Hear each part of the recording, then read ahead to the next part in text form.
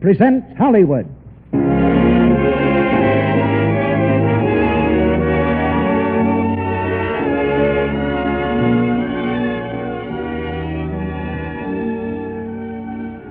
The Lux Radio Theater brings you Mickey Rooney, Beulah Bondi, and Virginia Weidler in Young Tom Edison. Ladies and gentlemen, your producer, Mr. Cecil B. DeMille.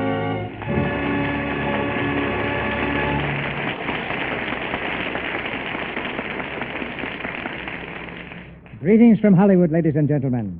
Perhaps we should have wrapped it up in fancy paper and tied a red ribbon around it and called it our Christmas present to you.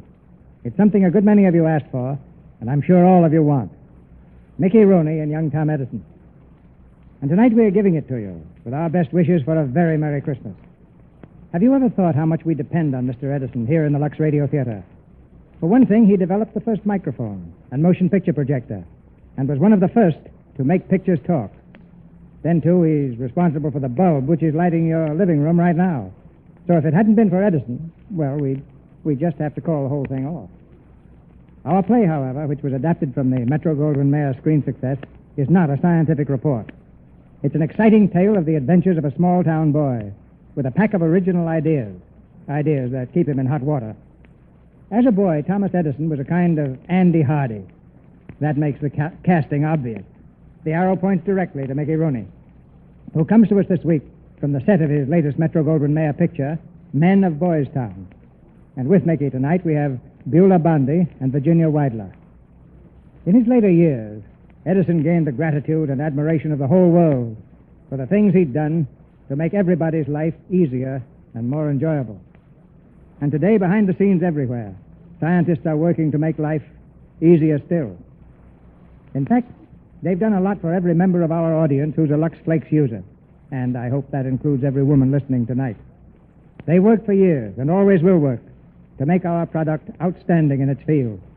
That's our guarantee that Lux Flakes will continue to make your household tasks easier and pleasanter. We think science is doing an important job for us, and I'll make a little wager that the ladies will agree with us. Now here's the story of young Tom Edison, starring Mickey Rooney as Tom, Beulah Bondi as his mother, and Virginia Weidler as Tanny. The curtain rises on the first act.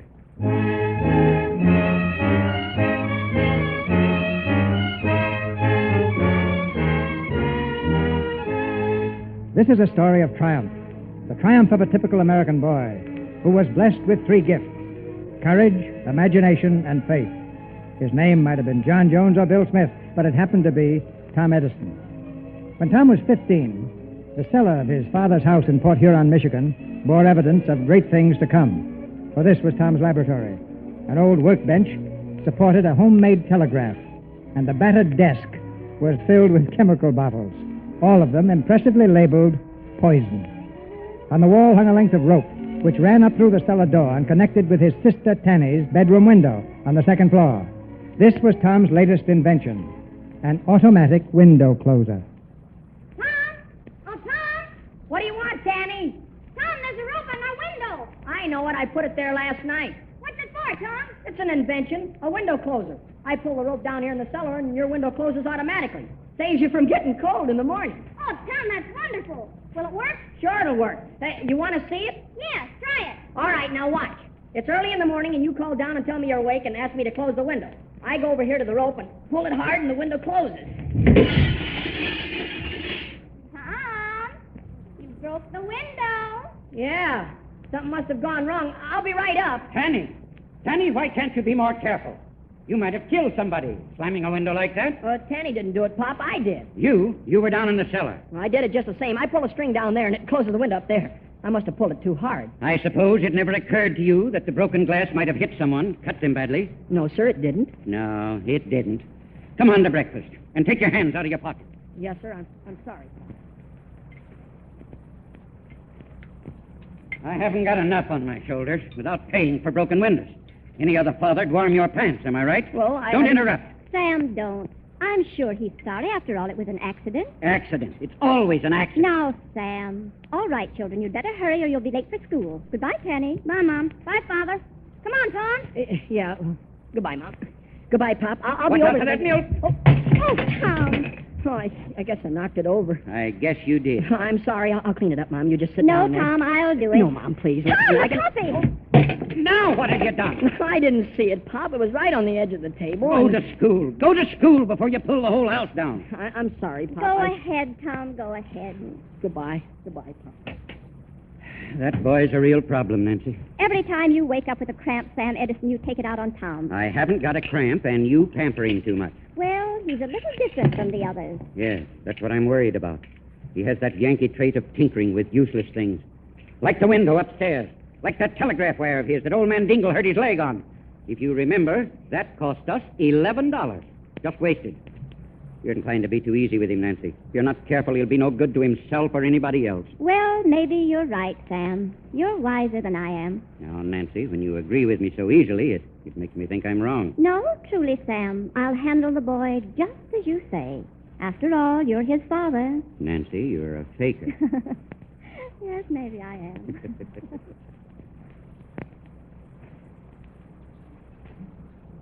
What are you thinking about, Tom? We better hurry or Miss Howard will be mad.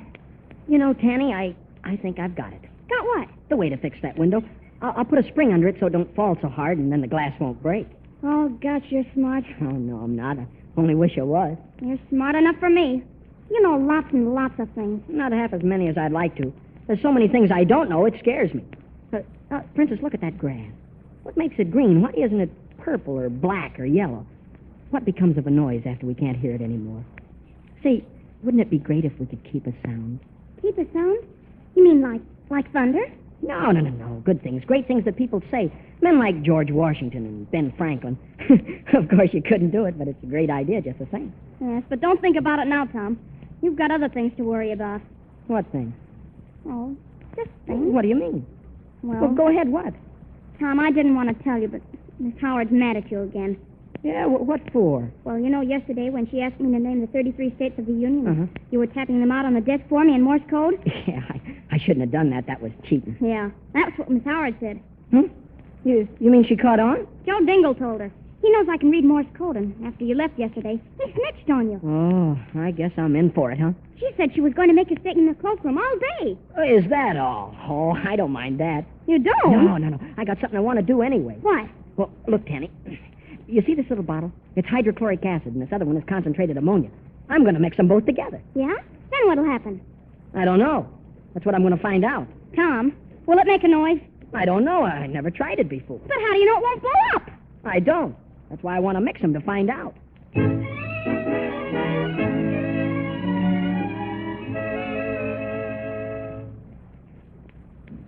Hydrochloric acid. There, that ought to be enough. No. Concentrated ammonia, just a few drops. Wow!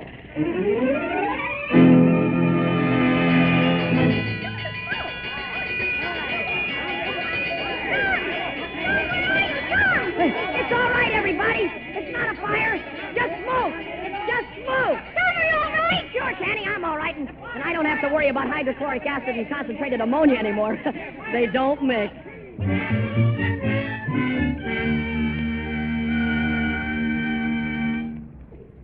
Come in, Miss Howard. Mom, it's Miss Howard, the teacher. Good evening, Mrs. Edison. Good evening. Evening, Miss Howard. Evening.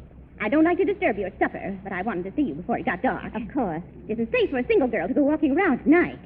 Sit down, Miss Howard. Thank you. Is Tom at home? Yes, he's in his room. Then I can speak freely. I'm sorry to be the bearer of unpleasant news, but I suppose you've already heard what happened at school today. Yes, I did. We had a long talk about it, Tom and I, out in the barn. I can assure you it won't happen again. Mr. Edison, I don't believe whipping will help much. I might as well tell you, the school board has refused to accept any responsibility for the further education of your son. You mean he's not to go to school? Just that, Mr. Edison. Of course, if you want to appeal to the school board... I certainly shall appeal to the school board. I wouldn't if I were you. Why not? Because I shall oppose any such appeal. Why? Not only because of what happened today, but because he distracts the other children, gazes out the window, hums and drums on the desk with his fingers. The other day, he wanted to know what a cloud was. Well, he's just inquisitive. He wants to learn things. That's all right, isn't it? In its proper place, yes. But not in the middle of an arithmetic lesson. You don't understand him, that's all. Oh, nobody understands him. Mr. Edison, I don't wish to be unkind, but I suggest that you take the boy to Detroit to see a doctor. There's no question in my mind but that he's addled, sadly addled. How dare you? You're the one that's addled. Now, hold on, Nancy. Compose yourself, please, Mrs. Edison. There's nothing the matter with my Tom that a good teacher can't fix. I taught school in Canada, and I know. You haven't the patience nor the understanding to be a teacher. Well, I never. Tom's a good boy and just as smart as any boy in school. Never did a stupid thing in his life. You're the one that's stupid. Me? Yes, you. Now, Nancy, you'd better go, Miss Howard, before something happens. With pleasure, I assure you. You're just a silly old maid, and you don't have to worry about walking around in the dark. Nobody's going to bother you. Oh. Sam, I'm surprised you didn't defend your son. Didn't seem necessary, Nancy. You were doing a pretty good job. Saying that Tom is addled, that's perfectly ridiculous. She's not the only one, Nancy. The whole town's saying it. Everybody thinks there's something wrong with the boy, especially after today. Oh, Sam, I wish they understood Tom as I do. He's different from other boys. He's looking for causes, not effects. I think he found both today. Where are you going? I'm going to take him something. Now, Nancy, don't pamper him. He has to eat, Sam.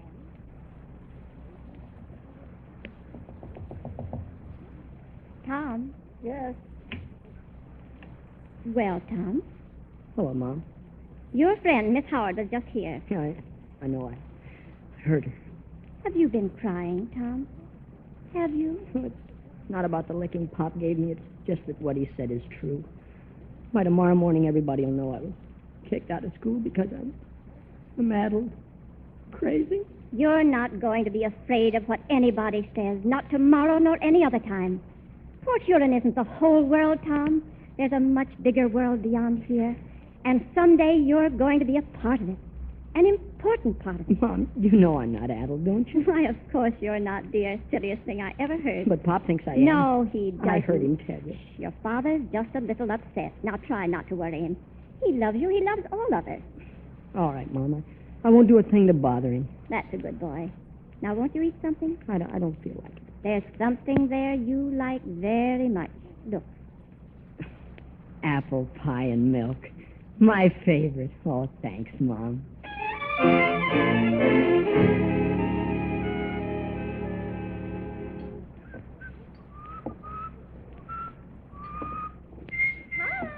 Yes, ma'am. What are you doing down in the cellar on such a nice day? Oh, just fixing up my chemical bottle. Oh, well, be careful of your Sunday clothes. I will. Tom, how in the world do you know what's in all those bottles? They're all marked poison. That's simple, Mom. I've got a secret number on every one of the bottles. I look up the number in my little book, and then I know what's in the bottle. Well, that's rather complicated, isn't it? Yes, but if any of the other kids come down here, they'll be afraid to touch them. That's not very sociable, Tom. No, but it works. Oh, Mom, I fixed that broken window in Tanny's room. I saw it, and you did such a nice job, I'm going to give you 10 cents. 10 cents? Gee willikins. But I broke the window. Never mind. It was an accident. Here's your 10 cents. Oh, Mom, gosh, that's great. Now I can send for that chemistry catalog. You'll do nothing of the kind. You're going to spend this 10 cents for candy and eat it like other boys do. But when I eat the candy, Mom, it's gone in the chemistry book. No candy, no 10 cents. That's a lot of candy for one fella to eat. Well, you can share it with Penny. All right. Now go on out for a nice walk or something. Get a little air. Yeah, I told Mr. McCartney I'd be down to the station today. He lets me fool around with the telegraph stuff. Tom, you won't get into any trouble today now, will you? Oh, of course not, Mom. How could I get in any trouble down at the station? Oh, I don't know, but sometimes I think you could get into trouble almost anywhere.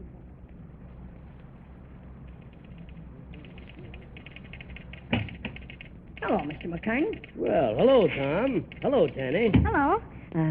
Busy, Mr. McCartney? No, not much doing on Sunday. Sit down. Thanks. It's nice of you to let us come in here, Mr. McCartney. All the other kids are jealous. Well, seems to me, Tom, I owe you a lot more than I'll ever be able to repay. Oh, no. You mean about the time Tom saved your little boy from being run over by the train, Mr. McCartney? I mean just that, Tanny. Tanny, stop it. That's all over. Gosh, But don't you have were to- so brave. Wasn't he, Mr. McCartney? Tanny, keep quiet. Well, that's enough. All right, Tom. But you were brave. Mr. McCartney, will you have a piece of maple sugar? No, thanks. Oh, it's all right. I got a lot more in my pocket. Mr. Inchpin gave me a dozen for a dime. Well, don't mind if I do then. Here you are. Thank you, Tom. Good. Can we look at your telegraph? Wait till number 7 goes by, Tom. That's her coming in now. Tom, look at all the wires. Why do they need wires to telegraph, Tom? Why don't they send messages through the rails? You can't. Rails are grounded. What does that mean? They're short-circuited. Oh, gosh, you're smart. Could you be a telegraph operator, Tom? Like Mr. McCartney? I don't know. I guess so if I kept on practicing. Would you like to be a telegraph operator? Well, sure I would. Only, gosh, there's so many things I'd like to do. Sometimes I'm afraid I'll never get around to all of them. Let's go and watch number 7 come in, huh? All right. You know what I'm going to do someday? I'm going to build a telegraph from my cellar up to your room. You are? Then we can talk back and forth, and nobody will know what we're saying. Secret messages, huh? Like spies. No, like telegraph stations. You'll have your secret call letters, and so will I, and nobody will know what they are. What are my secret call letters? Oh, here. Wait till I get this rock here, and I'll tap it out for you. Now, listen. That's TA. Mm-hmm. That's your secret call, TA. Gosh, I've got a telegraph call. I feel like a railroad station. Let's go up and look at the engine, huh?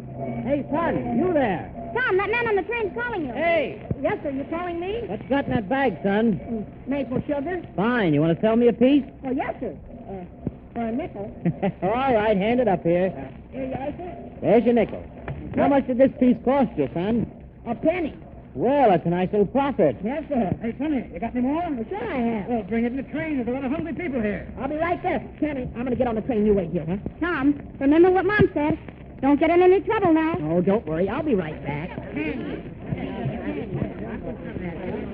you are, son. 10 cents. I'll take 2 of them. Yes, sir, right here. Let's have another one, boy. Just a minute, sir. Where's Bob? I'm getting it, ma'am. Let's see now. I've only got 4 left. Well, I'll take 2. Here's $1. Can you see? No, ma'am, I can't. Have you got change, mister? Well, let's see. Please, mister, hurry. The train's going to start. Here I've got to it get... Wait, here you are, ma'am. Here's your change. Wait, are you sure that's right? Yes, ma'am. 90 cents. Excuse me. Hey, son, I wanted another one. I'm sorry, mister. I can't wait. I've got to... Hey, let me off. Let me off the train. Stop the train. Come back here. Where do you think you're going? Conductor, I've got to get off. Stop the train. You're too late, son. We're on our way. Oh, please let me go. I've got to get home. Mister, please, my sister. No. Don't try to jump now. You're on this train. You're going to stay. You can telegraph your sister from Detroit. Detroit. Danny! Tell Mom I won't be home for supper.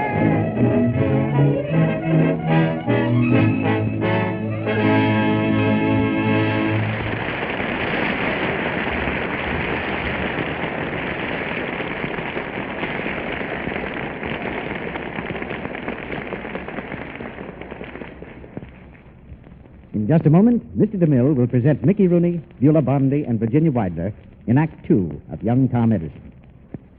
And now let's look in on our favorite family, the Brownings. It's late afternoon, and Midge and Dot are helping Mother Browning with a batch of Christmas cookies. There's the back doorbell. See what it is, will you, Midge? My hands are covered with flour. Okay, just a sec. It's the Christmas tree. Dot, did you ask Mother about the party? Party? What party? What are you two plotting now? Well, remember last year how we made snow for our Christmas tree out of Lux Flakes? Well, all the girls were crazy about our Lux tree, and so this year... We want to ask the girls over tomorrow afternoon and have a Lux snow party. A party? So that's why you wanted to make an extra batch of cookies. Well, I think a party would be fun. Oh, Mother, you're a darling. Let's see now. You'll need a big bowl. And an egg beater. And some Lux. And a little lukewarm water. That's all you need to make this lovely, real-looking snow for your tree. Yes, you can make Christmas snow out of those same gentle white Lux flakes that you use for washing all your pretty things. It's such an inexpensive decoration, so easy to make, and it lasts right through the holiday season. Now, here's how you make this Lux snow. Take a large-sized box of Lux flakes and empty the flakes into a big bowl or dishpan. Pour in 2 cups of lukewarm water, just 2 cups. Then take an egg beater and beat this mixture until it gets soft and fluffy, just like whipped cream. Spread handfuls of this Lux snow on the branches of your Christmas tree. If you want more glitter, sprinkle on some of that shiny artificial snow that you buy in the store while the Lux snow is still moist. Snow-covered branches make novel and inexpensive table decorations, too, and a little of the Lux snow on your Christmas wreaths makes them extra Christmassy and festive. The children love to help with this Christmas snow. Now, remember, use 2 cups of lukewarm water to each big box of Lux Flakes. Now, our producer, Mr. DeMille. Act 2 of Young Tom Edison, starring Mickey Rooney as Tom, Beulah Bondi as his mother, and Virginia Weidler as Tanny.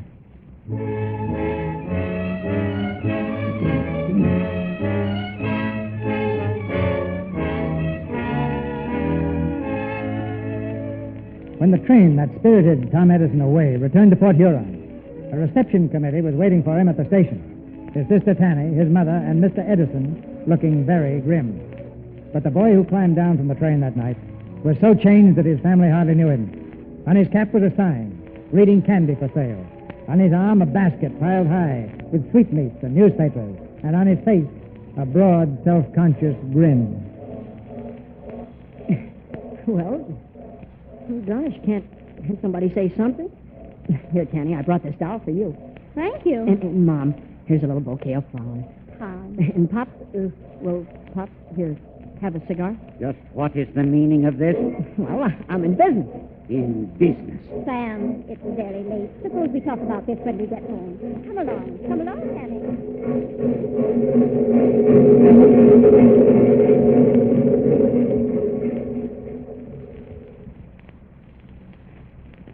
Mr. Nelson, he's the conductor, you know. He fixed it up with the railroad, and I bought the basket of merchandise on credit. Mr. Nelson lent me the cap, and I painted the sign myself. Tom, it's beautiful. Huh. Sam, don't you think it's all right? I mean, well, it might help out, you know, Tom making a little money, and Tom, you really think you can make money out of this, don't you? Well, no, not an awful lot. Not at first, anyway. But after a while, you can, sure. Huh? Yes, sure. You see, I was thinking that maybe I could get permission to put men on other trains. Who knows, maybe someday I'll have a lot of people working for me. People like to buy things on trains. Don't you think so, Father? Perhaps. But I hope you don't think you've talked yourself out of a licking. Oh, gee willikers. You've got to be punished for climbing on that train and going away. But that's not fair. I didn't mean to do it. Don't, Tom. Not tonight, anyway, Samuel. Run along, children. I want to talk to your father. Good night, Mom. Night. Good night. Sam, he only wants to help out. The son of Sam Edison, a peddler. Well, if it keeps him busy till he goes back to school. He can't go back to school. They won't take him. I think they will, Sam. Something tells me there'll come a time when they'll understand him the way we do. We? Yes, Sam. When people find out he's not just a silly boy, but he's almost a man. And that deep down inside of him there's something very real, something very wonderful, struggling for expression. Nancy, you don't really think that, do you? I know it, Sam. I'm as sure as can be. I'm not as tolerant as I ought to be, I suppose. Father and son should be closer to each other. Know one another better. Why don't you have a talk with Tom? I think I will, one of these days.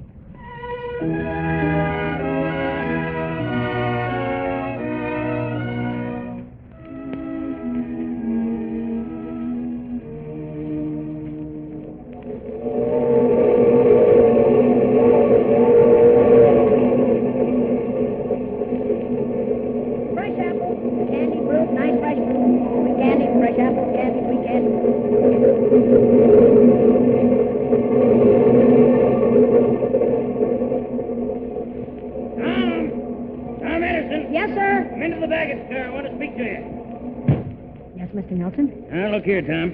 I'm the conductor on this train, and I've got a certain amount of responsibilities. One of them is to look after the baggage car.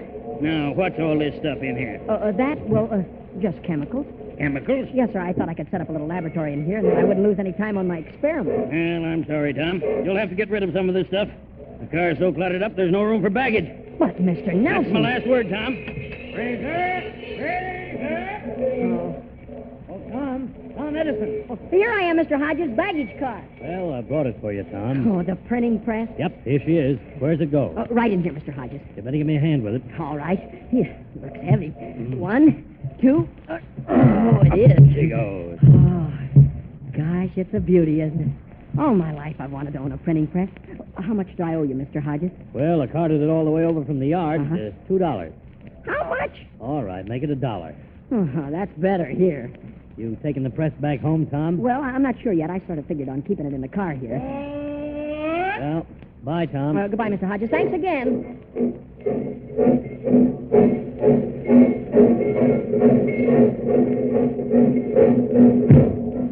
Hey, baggage, come on a Razor, Tom? Oh, just one piece, Mr. Nelson. Here. Have a corncob pipe, Mr. Nelson? Huh? Go ahead, take it.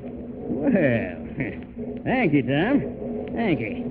I was thinking about getting a new one. Hey, what's that thing over there? That's a printing press. Printing press? Who's it going to? Nobody. It belongs to me. Oh, you're taking it home. Light up your pipe, Mr. Nelson. See how it draws. It's a good one, you know. Costs 10 cents. You won't have much time to use the printing press, Tom. You're not home enough. That's just it, Mr. Nelson. going to keep it in here in the baggage car. But you're going to what? Now, don't get mad. Let me explain. Here, take your corncob pipe. No, listen, Mr. Nelson, please. I knew there was a catch to it. There's no catch. I want to print a newspaper on the train right here in this baggage A car. newspaper. Next, you'll be raising chickens in here. Listen, Mr. Nelson, there's going to be a war between the states, and people all along the line are going to be anxious for news. Well, but we can give it to them fresh, hot off the griddle. Well. Every time the train stops, I can run into the station and get the latest news. This railroad isn't in the publishing business. No, but it's patriotic, isn't it? Well, if we can tell the people what's going on and tell them the minute it happens, we're not only doing them a service and the railroad a service, but we'll be doing the United States government a service as well. Don't you see that? Well, yes, I do. But suppose the division superintendent finds out. Oh, he'll thank us. He'll think we're loyal, patriotic Americans. And that's what we are, aren't we? You bet we are. But remember, this is the last thing you're going to bring in this baggage car. Understand? Oh, yes, sir. Here, Mr. Nelson, have another pipe. Huh?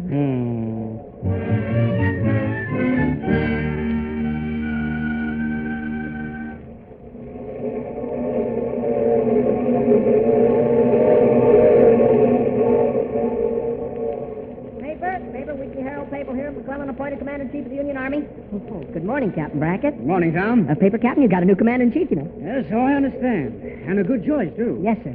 Captain, I've been thinking... Boy, a stick of licorice, please. Oh, yes, ma'am. Right here. Thank you. Thank you, ma'am. Oh, Captain, I was wondering... Yes? Do you suppose the Army would be interested in a new explosive? An explosive? Oh, they've got lots of explosives, Tom. Oh, but this one's better than anything they've got. Is that so?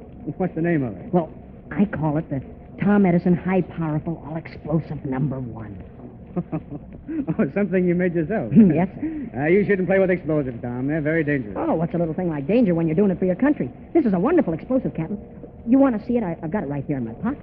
Well, let's have a look at it. Huh? Here. In this little bottle, see? Well, what's it made of? Well, there's some sulfuric acid in it, and there's some nitric acid. And let me see, some glycerin. What was that again? Sulfuric acid, nitric acid, And glycerin. Yes, sir. Tom, that's nitroglycerin. Nitroglycerin. Oh, guys. Stand still now. No, don't move, Tom. Don't move. Here, what's going on? That boy has a bottle of nitroglycerin. Nitroglycerin. Here, Mr. Nelson, you take it. No, not me. You stay where you are. Don't get excited, friends. There'll be no danger if we're careful. Tom Edison, are you crazy? I didn't know, Mr. Nelson. I didn't know. Just you wait, young man. You'll have to stop the train, Mr. Nelson. If he drops that bottle, it'll blow us all high in a kite. Mr. Nelson, stop the train. Now, you stand back. Don't you come near me. I'll pull the emergency cord. No, don't do that. We'll stop too suddenly. You get to the engineer and tell him to slow down gradually. All right. Don't you move one step, Tom Edison. Now, just keep perfectly still, Tom. Captain Brackett, I'm nervous. I'm shaking. Well, stop it. Don't you think you better hold this? Well, it doesn't make much difference who holds it. It's who drops it, and I'd rather it wasn't me. But if I could only... Stand still. All right, I will, sir. Oh, we're slowing down. Somebody open that window. Open the window. I'll do it. Oh, Captain, we're on a bridge. We're over a river. We'll all drown. No, we won't. Now, listen, Tom. Yes. You walk over to that window. Slowly now. And throw that bottle into the river. Yes, sir. Now, wait.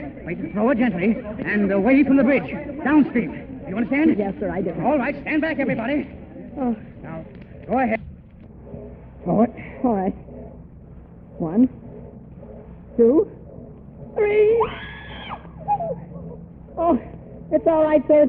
It went into the river. Oh, No, it's all right, lady. Everything's all right now. Oh, gosh, I guess it floated into a rock.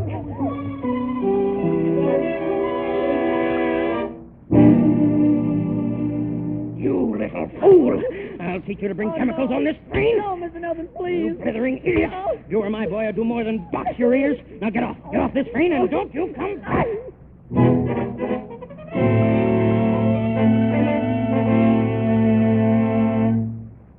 What do you suppose is the matter, Doctor? He says he can't hear out of that ear. We'll just pour a little sweet oil in there. That'll help. Keep your head over on the side, Tom. Yes, Doctor. Mr. Nelson kept hitting him on that ear, Doctor. Oh, you can't blame Mr. Nelson, Mom. It was my fault, the whole thing. Just the same, he shouldn't have struck you. Just think. Your candy and peanuts and oranges. All gone. Oh, that's all right. A fine state of affairs. All you've got to show for your work is an earache. Everything happens for the best, Sam. The way Tom was going, it wouldn't be no time at all before he put the railroad out of business. Oh, hold still. Don't move, Tom. Does it hurt, Tom? What? Does it hurt? Your ear. Oh, a little. Do you think it'll affect his hearing, Doctor? I can't say. Not until the swelling goes down. Sometimes there's nothing like a good box on the ear to sharpen a boy's senses. Eh, Sam?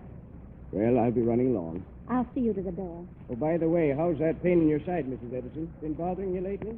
Not a great deal, Doctor. I think it's getting better. Tom.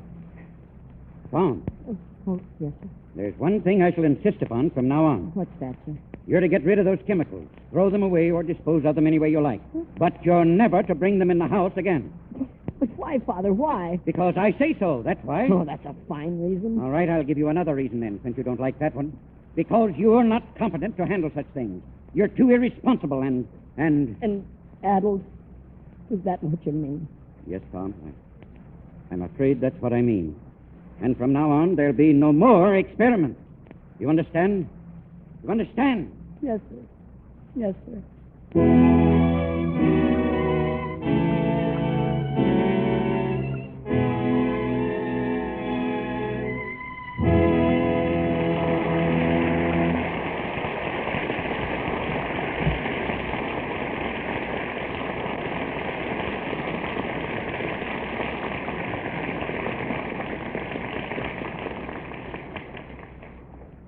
Mr. DeMille will bring our stars, Mickey Rooney, Beulah Bondi, and Virginia Weidler, back for the third act of Young Tom Edison after a short intermission. Have you ever stopped to think how often old proverbs contradict each other? For instance, too many cooks spoil the broth, yet many hands make light labor.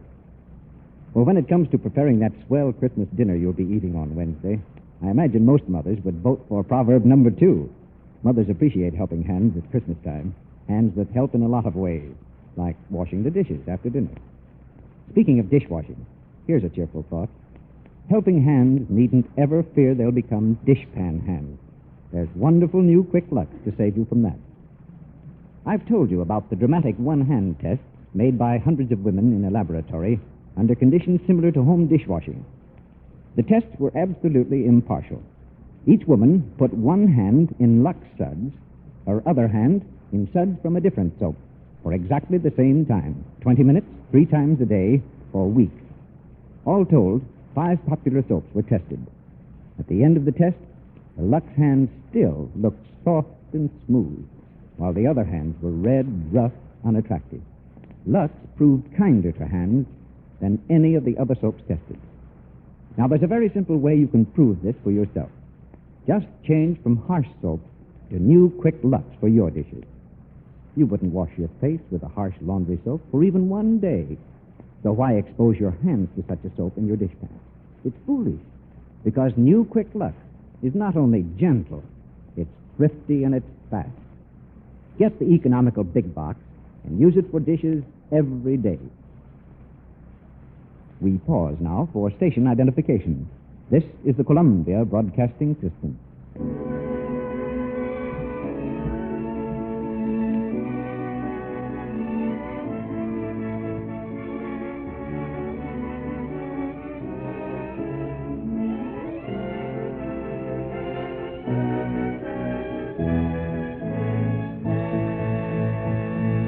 The curtain rises on the third act of Young Tom Edison.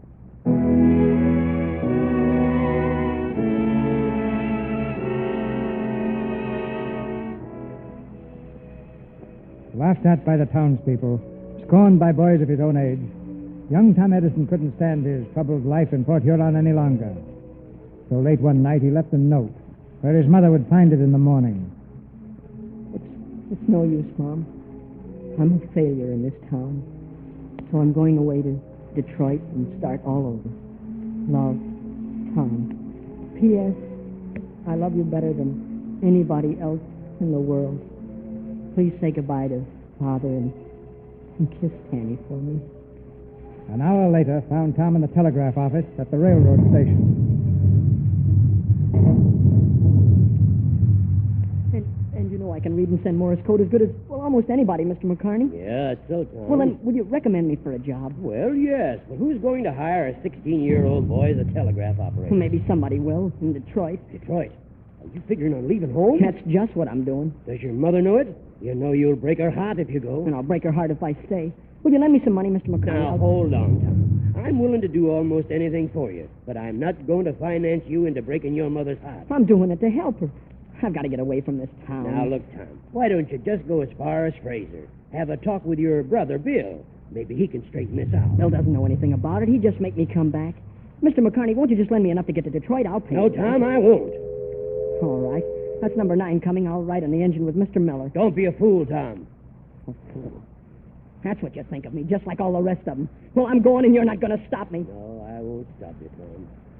But I won't help you either. What was that? It sounded like Tanny. No, Tom. Tanny, what are you doing out at this time of night? I found your note, Tom. Tom, you gotta come back. Mama's sick, Tom. What's the matter with her? I don't know, but she's awful sick.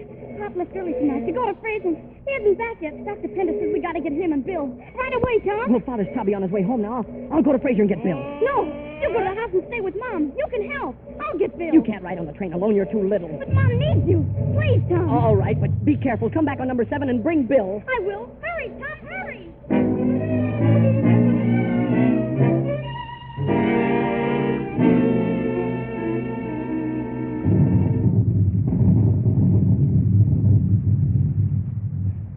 Yes, son. Your mother's been worried. Mrs. Edison, Tom's here now. Tom, where were you in all this rain? Oh, it's down at the station talking to Mr. McCarney. Take off your shoes, dear. I know they must be soaking wet. Mom. Doctor, what did she say that last? I didn't hear. Come outside a moment. Dr. Pender, is she awfully sick? Yes. I should operate immediately. It's her only chance. Well, why don't you? There's no light. I can't perform a delicate operation by lamplight. I can't risk it. But if you don't, what then will she... Now, son, we'll do the best we can, but we'll have to wait. Mom. Go on,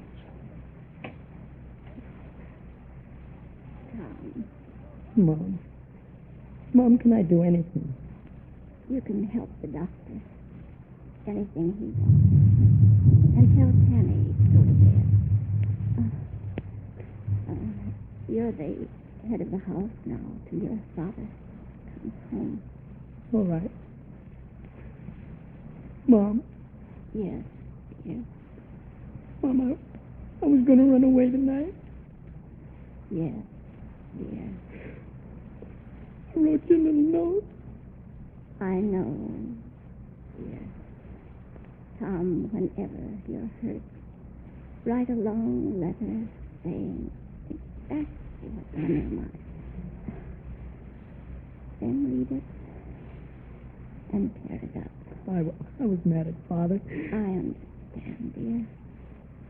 After all, when a man is hurt, he has to get angry with someone. That's what mothers and fathers are for. I'm never going to leave you as long as I live. Of course you're not. Now, you try to sleep, Mom. I'll be right outside. Dr. Pender, it's dangerous to wait till morning, isn't it? Yes, Tom. Every moment we lose permits the infection to spread further. Oh, we got a lot of lamps, 10, maybe 15 of them. Lamplight won't do, my boy. But you said yourself that if we wait around, she may... Dr. Pender, you've got to do it now. You just got to. You can't wait. Tom, stop it. Believe me, son, it's the only thing to do. A doctor can't work in the dark. He needs light. Perhaps someday it may be different, Tom. Perhaps someday the world's work won't have to stop when the sun goes down. But that won't be in my time, nor in yours. Dr. Pender. Yes? Doctor, I was just thinking, suppose I got a mirror. A big mirror. That'd help, wouldn't it? Mirror? What good would that be? Well, don't you see? A mirror reflects light and magnifies it. We could set it up in the dining room and put all the lamps in front of it. And don't be ridiculous. But, Dr. Pender... What's the matter with you? There's nothing the matter with me. I'm trying to save my mother's life. You need light to operate, and I can make it for you. Have you got a mirror in the house? A large one? No, sir, but I can get it. I'll go down to Mr. Dingle's store. He's not open. Then I'll just break in and take it. They can't blame me if I'm trying to help my mother. I don't believe this will work, but we can take a chance. Yes, sir. Go and get the mirror. And on your way back, bring Mrs. McCarney. Right. We'll operate as soon as you provide enough light.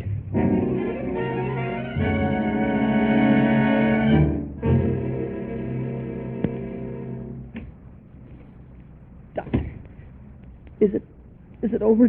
Did you operate? Yes, Tom, we did. Well, is she... Oh, tell me. You'll know very soon now, Tom. But I'm pretty sure that she'll be all right. Oh, gosh. Thanks, Doctor. Don't thank me. You saved your mother's life, Tom. That mirror was an inspiration. Oh, the mirror. The mirror? Oh, say, I'd better bring it back before the store opens. Mr. Dingle might be mad. If I know Mr. Dingle, he'll tear every hair out of his head.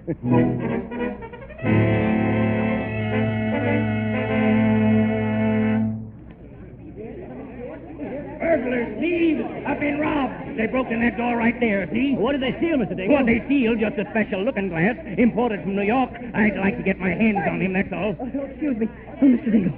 Here's your looking glass, Mr. Dingle. What? There it is, Dingle. Tom Edison's got it. Come here, I'm you. sorry, Mr. Dingle. Somebody get the sheriff. Wait, listen. I had to have it, Mr. Dingle. You see, my mother... Never mind your excuses. You stole it. That's burglary. I've got a good mind to... Mr. Dingle, let me break go. into my store, will Look you? out for the looking glass. I'll can you good for this. Please, look out. Oh, now look what you did. You broke it. I couldn't help it. You shoved I'll teach you to destroy people's property, Oh. break into my store, Oh, steal my looking no. glass, and then break it right in Dingle. front of own eyes. Oh. I'll teach you all right. I'll get in it, sir. You let go of the toy, do you hear? Now listen, Mr. Edison. Let him go or I'll break. Now wait, Mr. Edison. Hold on. He broke into my store, stole a looking glass, and smashed it. What? Is that true, Tom? Yes, Pop. I had to because... That's Mom enough. Go on home. I'll attend to you when I get there. But, Pop, if you'll only listen to You me... heard me. Go home. Yes, sir.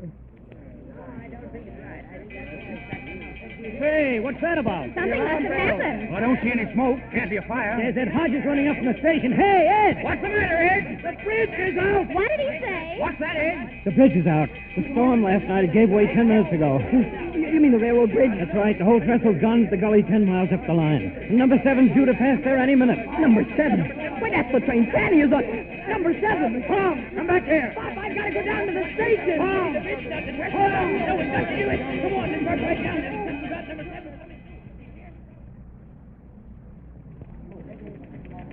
Are you getting through them yet? Can't you get any answer, Mr. McCartney? Give me a chance. Give me a chance. You've got to reach them. You've got to. Gosh, no use.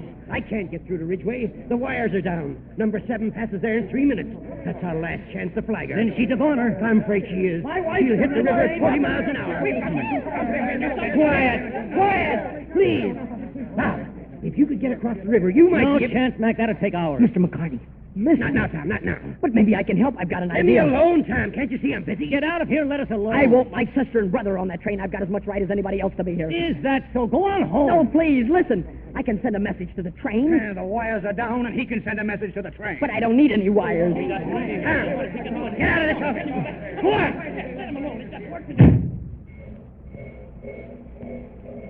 Mr. Miller! Mr. Miller! Any news, Tom? No, Mr. Miller. Can I come up in the engine with you? Not now, Tom. They may move me out of here any minute. Please! Now, Tom, listen. Get off this engine. Mr. Miller, I can stop number 7 if you'll only let me. Well, go ahead and stop it. Only get off of here. But please listen. I can send a message with that whistle. With what? With your engine whistle. Watch. Take your hand off that cord. I can send Morse code. Listen. Morse code. Say, what's that you're saying now? I'm spelling out danger. They might hear it on number 7 and stop the train. Who's blowing that whistle? I am, Mr. McCartney.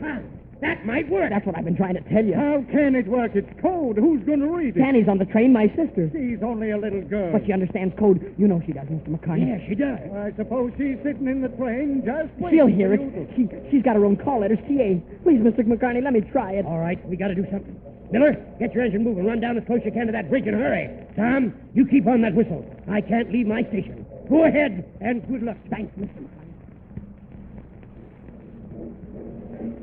All right, Tom, we're pretty close to the bridge. They ought to be able to hear us from here. I'm ready. All right. T, A, G, A, D, A, N, G, E, R. Oh, Tammy. Please listen. T, A, D, A.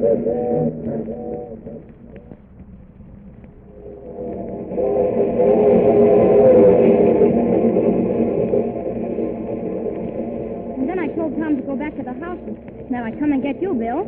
Is Mother very sick, Tammy? I don't know, but Dr. Pender said, go and get your father and Bill. I suppose. Well, then it must be pretty bad. I only hope we get there in time. Bill, what's all that whistling for? I don't know. Funny. You know, it sounds like... Bill, Yes? it stops and dashes. What? Morse code. Dash. Stop dash. Dash. Stop dash. That's me. That's my secret signal. It's Tom. Tom's sending it. What? How could it be? Listen.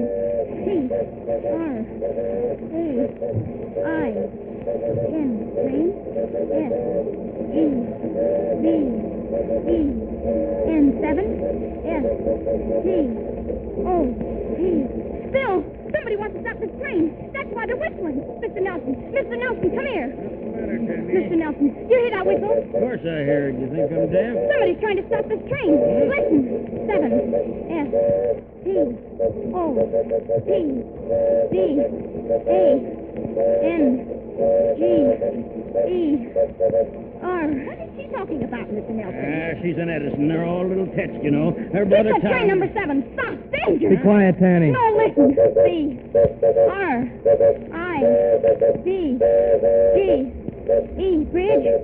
I S F O U T.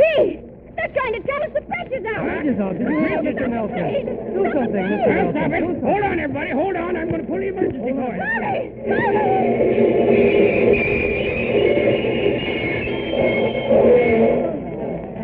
Here we stopped. Let me at that window. We stopped all right. About 20 feet from the washout.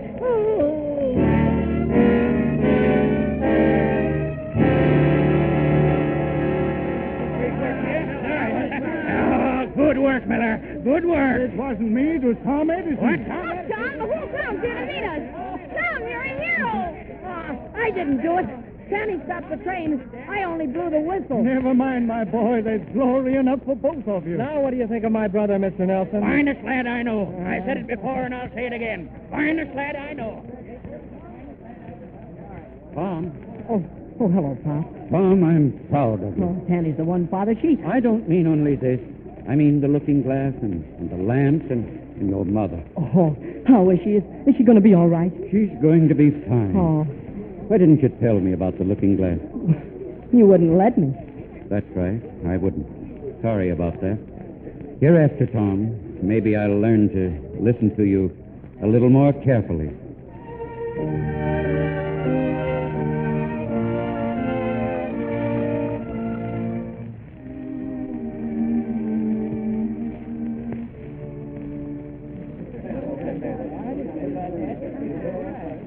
Ladies and gentlemen, as you all know, we're all down here at the station to say goodbye to young Tom Edison, wish him well in his new job as telegraph operator. Speaking for the railroad and myself, we're giving you this job, Tom, because you're a competent man, not just because you're a hero. Mr. McCarney, I don't care why you're giving it to me. I'm glad to get it. You're a real telegraph operator, my boy, and you're going to be a credit to the Grand Trunk Railroad and to me. Are you ready, son? Yes, sir. Oh, Mr. Edison, meet Mr. Jackson, superintendent of the line. Excuse me, Tanny. Jackson, this is Tom Edison's father. Oh, how do you do, sir? Goodbye, Pop. We're leaving. Goodbye, son. Goodbye, Tanny. Goodbye, Tom. And Mom. Goodbye, Mom. You know, I'm going to miss you terribly. Goodbye, Tom. God bless you. And, Tom, you mustn't forget this. A little package for you. What is it, Mom? Apple pie and milk. Apple pie and milk. My favorite. Oh, Mom, thanks. Oh, goodbye, Mom. Goodbye, Tom.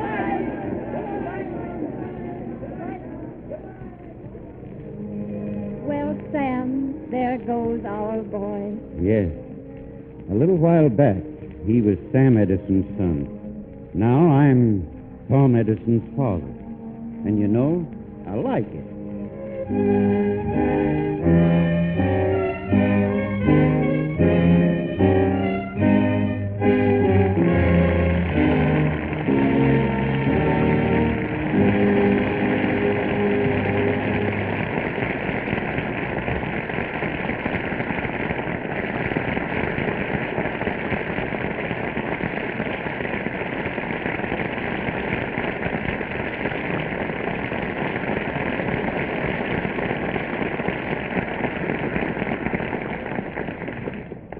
In a moment, Mr. DeMille brings Mickey Rooney back for a curtain call. And now, since we've reached the night before Christmas, I've asked Lou Silvers to play for you an old Welsh Christmas tune which I've always liked.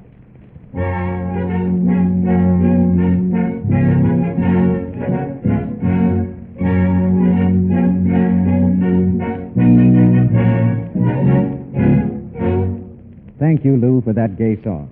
The words are just as gay. Deck the hall with boughs of holly. 'Tis the season to be jolly. Don we now our gay apparel. Troll the ancient Yuletide carol.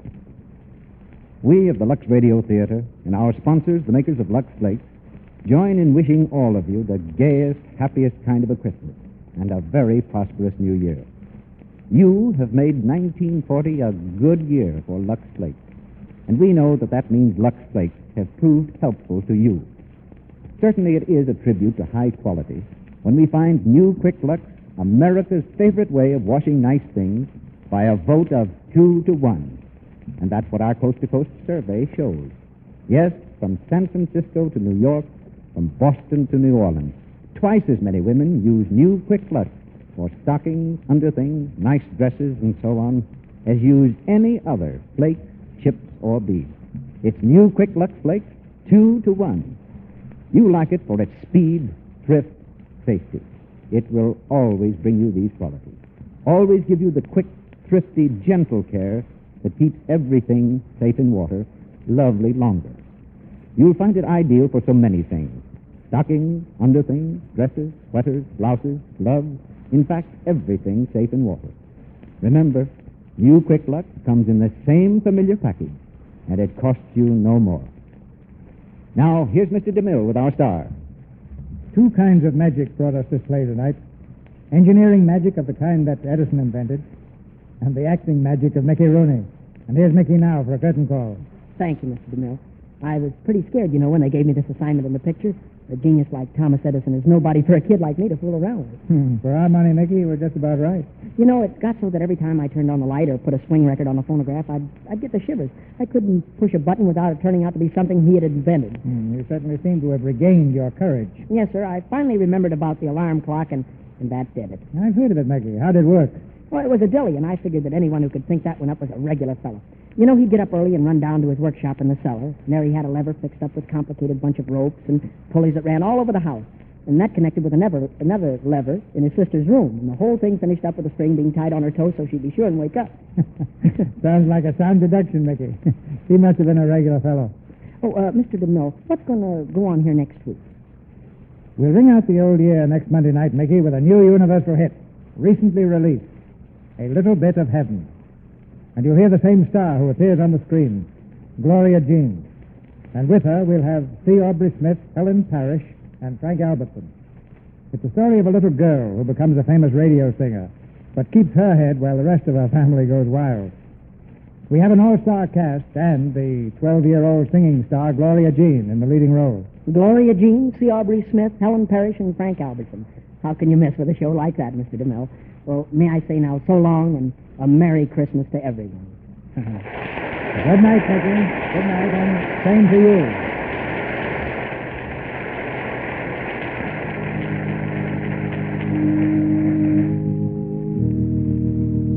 Before we meet again in this theater next week, the most joyful day of the year will have come and gone. In 1940, there can't be anyone in this audience who isn't thankful for this blessing that is still ours to enjoy. Thankful that everywhere in America there's still time for Christmas. So when your family gathers from far and near to join the celebration at your fireside, and the lights are blazing bright on your Christmas tree, when the children begin to laugh and play on Christmas morning, please add this hope of ours to the joy and blessing of the day. The sincere wish of our sponsors, the makers of Lux Flakes and Lux Toilet Soap, and of all this radio family, that all your family enjoy the happiest of happy Christmas times.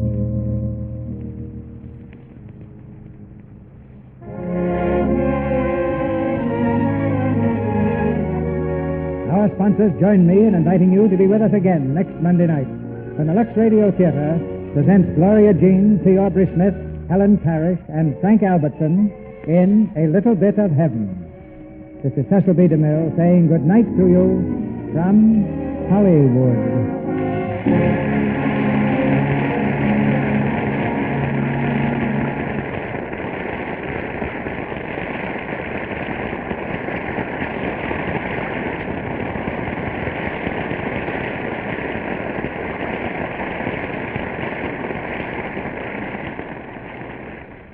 Virginia Weidler's forthcoming picture is the Metro-Goldwyn-Mayer production, Keeping Company. Beulah Bondi is now working in the Columbia picture, Penny Serenade, with Cary Grant and Irene Dunn. Heard in tonight's play were Griff Barnett as Mr. Edison, Lou Merrill as Mr. Nelson, Earl Ross as Mr. McCarney, Warren Ash as Captain Brackett, Arthur Q. Bryan as Hodges, Stanley Farrar as Dr. Pender, Noreen Gamil as Miss Howard, Jack Lewis as Miller, Clarence Strait as Bill, Charles Seal as Dingle, and Celeste Rush and Philip Steed. Our music is directed by Louis Silvers, and your announcer has been Melville Ruick. This is the Columbia Broadcasting System.